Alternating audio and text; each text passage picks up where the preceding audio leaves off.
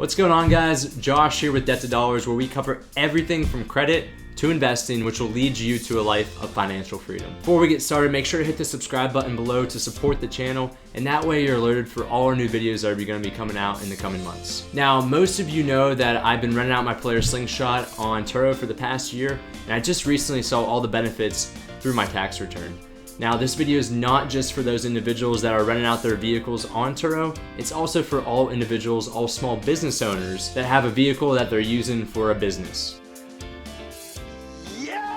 Depreciating a vehicle or any asset is something that you should be taking advantage of as a small business owner. In my most recent year's tax return, I was able to deduct $16,400 off of my taxable income just with one single vehicle, and that's all thanks to vehicle depreciation. And today I'm going to show you exactly how, in detail and in simple steps, how to depreciate your vehicle with two simple methods.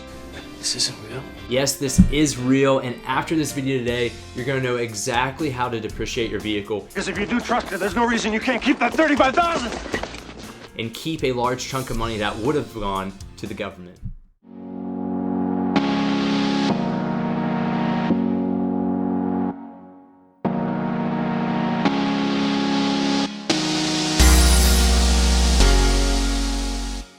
Before we get started, I have to make one thing clear, and it's that I'm not a financial advisor.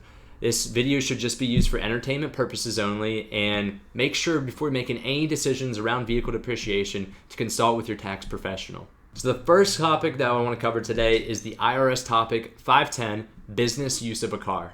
And this really describes the two different methods on how you can deduct and write off your vehicle expenses. So before we even get started into those methods, the first thing that they say on the IRS website is that if you use your car only for business purposes, you may deduct the entire cost of operation. Now, if you use this car for both business and personal purposes, which I'd imagine you would be if you're renting your vehicle out on Turo or if you're Ubering, you may only deduct the cost of its business use. So for example, let's say here that you've used your vehicle for over 6,000 miles in the past year and they were all for Ubering, and then you put on an additional 4,000 miles which are personal use. So that's a total of 10,000 miles per year, and 6,000 of those miles were for business.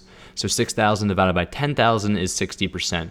So once we get into these methods and you see how much that you can deduct, you can only deduct up to 60% of that total amount. The first method that I want to cover is the standard mileage rate. And this is probably the most simple and easy to understand way of deducting your vehicle expenses. And it's simple because the IRS provides an amount per mile that they allow you to write off. So currently in 2020, that mileage rate is 57.5 cents. So for every mile, you can deduct 57.5 cents off of your taxable income. Now, to use the standard mileage rate, you must own or lease the car, and you must meet these following requirements. For the vast majority of you who are Uber drivers or you rent your vehicles out on Turo, you're going to be able to use this. And that assumes that you're not operating more than 5 vehicles as a fleet operation and you're not using any other depreciation method. And then the last thing they say on here for the standard mileage rate is that to use the standard mileage rate for a car you own, you must choose it in the first year that the car is available for use in your business. Then, in later years, you can choose to use the standard mileage rate or the second method, which is the actual expenses. Now, it's somewhat different for a car that you lease. If you lease a car, you must use the standard mileage rate method for the entire lease period, and that includes renewals. It's especially important to maintain a mileage log for either one of these methods, but it's primarily important to keep a log for the standard mileage rate method. All right, let's go through an example so you can see this being worked. Now, I want to let you guys know that these numbers are to be used for reference only, and before you make any decisions and take any of this information, make sure you consult with your tax professional. Okay, so for example, let's say that you have a car that you're using on Uber. You recently bought this car for $58,100 at the beginning of the year, and you're using Uber to offset the expensive monthly payments. You drove a total of 15,000 miles this past year, and 9,000 of which were used for Ubering, aka business use. The other 6,000 miles were used for personal use. You would take that 9,000 miles that were used to Uber and you'd multiply it by the standard mileage rate for that current year. The IRS says that this year that is currently at 57.5 cents. However, it's likely to change on a yearly basis.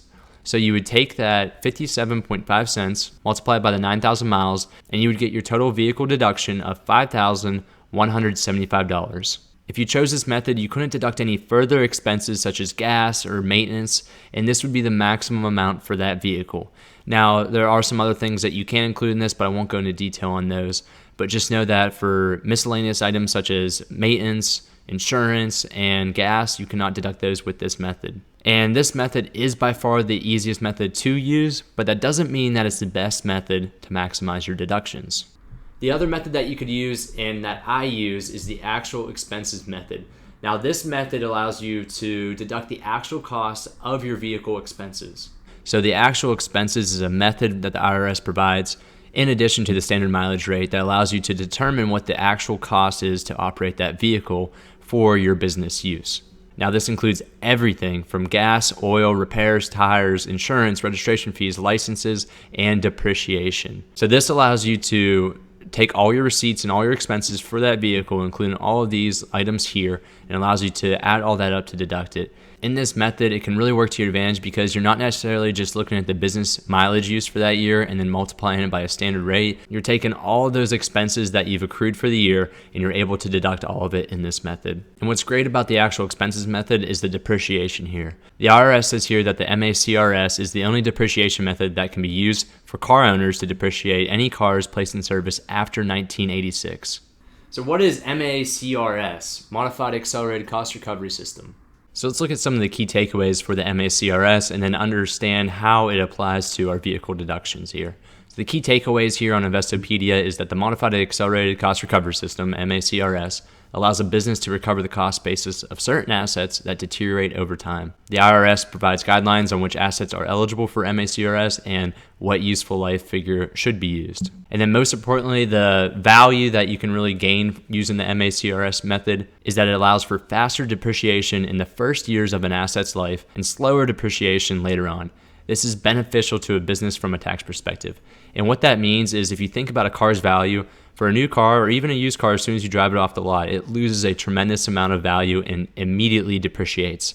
So it makes sense using this method that you can depreciate that car more early on, and then later in life, as it depreciates slower, you can take advantage of that and depreciate it slower with the IRS. In this table here, these are the assets in the useful life in years according to the IRS. As you can see, there are a lot of different assets here, but for us, since we're talking about vehicles, this is the only one that applies to us. So for any asset that is described as an automobile, buses, trucks, computers, and so on, the IRS is saying that it has a useful life of 5 years, meaning that you can only depreciate this asset over a term of 5 years. It's important to know that this is not straight line depreciation. Straight line depreciation is a method that you can use to deduct the same amount of fixed rate each year. So for a vehicle that has a useful life of 5 years, you can deduct 20% of that value each of the 5 years.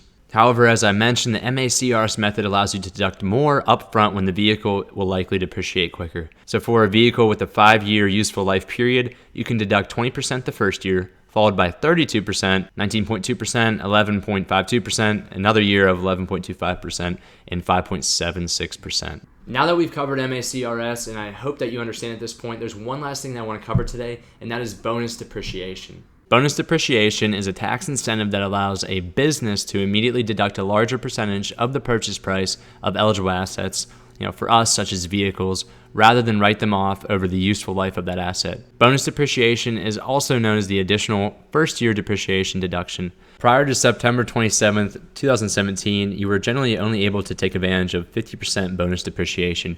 However, recently, under the Tax Cuts and Jobs Act, it increased the bonus depreciation percentage from 50% to 100% for qualified property acquired. And this didn't just apply to new equipment, this now applied to new and used equipment. Essentially, bonus depreciation allows you to depreciate more of your vehicle in that first year when you put it into service, assuming that you're using the actual expenses method. Now that we know what bonus depreciation is, how does this actually fit into the actual expenses method? So what you're seeing here is another webpage from the IRS website, and it shows the upper limits for passenger vehicles on how much you can deduct in depreciation. So without claiming bonus depreciation, for the first year, the maximum that you can claim is $10,000. Now, if the taxpayer claims 100% bonus depreciation, the greatest allowable depreciation deduction is $18,000 for the first year. So as you can see, the maximum bonus depreciation is $8,000 for that first year. Okay, using this method in the example that we looked at previously, let's see how much that we can deduct. Now, as I mentioned before, these numbers again are for reference only, and before making any decisions around this topic, make sure to consult your tax professional. All right, this time we're going to use the actual expenses method and use the Macrs to depreciate that vehicle over the course of 5 years. So same example as before, you're using this car on Uber, it's worth $58,100, and we put on 15,000 miles that past year, 9,000 of which were for business use. So taking a look at this chart here, this is the percent of depreciable cost over the course of its useful life. Yes, I know that there are 6 years shown here, and that's because you always file your taxes for the year prior.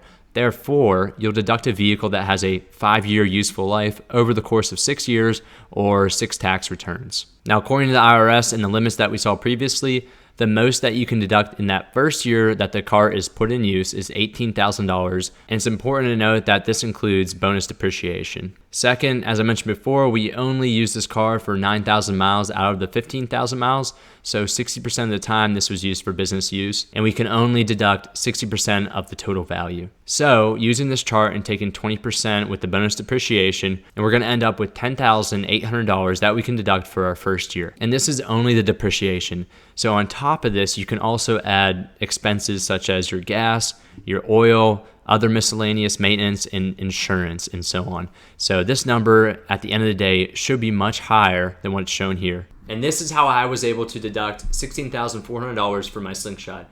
My business use for my Slingshot this past year was 91.1%. So take 91.1% of that $18,000, and that's what you're left with.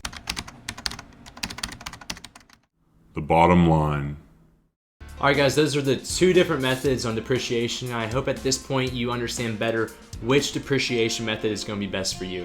For me, it's the actual expenses method for various reasons. However, for you, it may vary between the standard mileage rate and the actual expenses method. Also, I just hit the high level of bonus depreciation as well as section 179. So if you guys are interested in learning more, make sure to check out the video links down in the description below, and you'll find plenty of resources that you can gain some more knowledge on. As always, thank you guys for watching. If you learned something new today, make sure to hit the like button down below to support the channel, as well as subscribe and hit the bell down below to alert yourself for the next video that's coming out. I'm going to be putting a lot of videos around this topic as well as credit and investing on a weekly basis. So if you want to be the first to know, make sure to hit that subscribe button. Alright guys, I'll catch you next time.